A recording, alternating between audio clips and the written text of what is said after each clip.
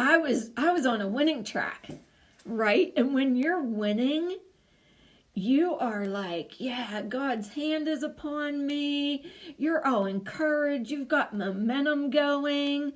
And it's so funny because yesterday I had a little setback and I was like, oh my word, that was the exact thing I was going to talk about last week.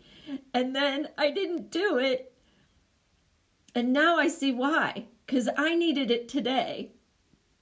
Anyway, the whole point is you cannot grow without setbacks. So I hope everyone had a really, really blessed Thanksgiving.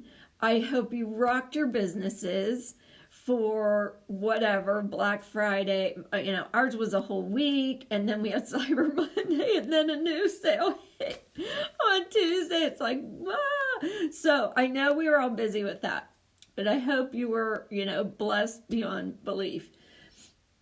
But anyway, God's hand is always in our businesses, but when we have a setback and difficulties or whatever, we really need to be reminded of that. And I'm going to read this because this is what was like, wow, okay? So it's James 1, verses 2 through 4. It reminds us that, hey, Angela, that when it seems as though you are facing nothing but difficulties, see it as an invaluable opportunity to experience the greatest joy that you can. For you know that when your faith is tested, because I know when I'm going through a difficult time, I question it. Not that I doubt my faith, but I sometimes have some questions for God because I'm thinking, I thought I was on your path. I thought this is what you wanted from me. But wait. Okay, I got it. I hate when I squirrel. For you know that when your faith is tested, it stirs up power within you to endure all things. That's what convicted me. 5 a.m. this morning. And then, as your endurance grows even stronger, it will release perfection into every part of your being until there is nothing missing and nothing lacking.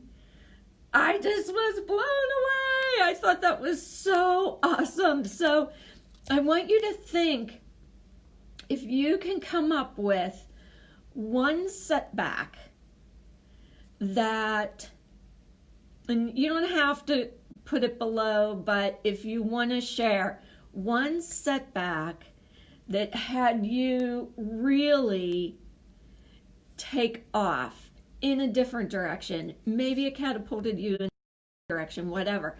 Like, I know for me this time, it's that I thought so another reason I was busy and MIA was I'm launching a new business. So one of the things was I thought it was going to go a certain way. And I found out last night that it's not. There's going to be a little hiccup in there. There's a difficulty. Guess what? I woke up literally convicted this morning. Went to bed like, wow, bummer. Like, I thought this was taken care of. Woke up this morning. I'm like, excuse me. I'm the one that has to take. God was speaking to me when I woke up this morning, right? You take care of it. You do it. And it'll all be good. And I was like, convicted, right? So you have to understand that God is setting you up for success, even in a setback. He is setting you up to progress. He's setting you up for even more success. And it's hard when you're in that difficulty, right? So one of the things that I was reading is the distance between what your reality is and what your expectation is, that distance is disappointment. And guess who's sitting in that disappointment? Satan. Satan is in that disappointment. He is in that gap. He is waiting to sabotage you. And you gotta like, nope, be gone, you know? So like I took the reality, my expectation was like way up here. And okay, so here I am and I had this gap. And I'm like, there's no gap. Move on. Get to that expectation. Do it myself. It's all going to work out. And the other thing that you have to really know, and I know we all know this, and I'm going to go live on my personal page and of course not bring all the reading into here because sometimes that's just taken well. So that's why I'm glad we have this little group we can do this in. But God has the end planned from the very beginning, right? I mean, the end was already planned. So show me some love if you know that the end is there. And if you're going to lie in that disappointment, you're actually preventing God's grace to break through to you. So that gap of disappointment needs to be removed, because all that's going to happen is you're going to block God's grace, his wonderful gifts that are to come upon you, and Satan's going to take a hold of you. So I hope that makes sense, and I hope you can find a way to imagine that, to fill that gap with God's grace, because his blessings, you have to trust in that his blessings and his goodness is coming to you. Okay, so here's another one, 2 Corinthians 4, and then I promise I'll stop rambling.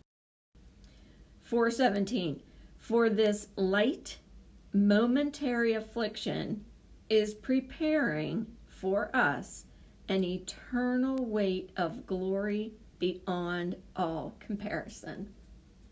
We got this, girls. The end is planned for us.